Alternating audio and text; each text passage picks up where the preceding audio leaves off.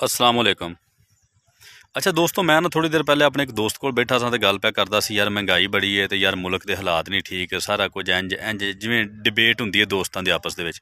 मैं उन्होंने एक गल पूछी है, मैं कि यार इस मुल्क के हालात तू खराब किए ने? आंदा नहीं।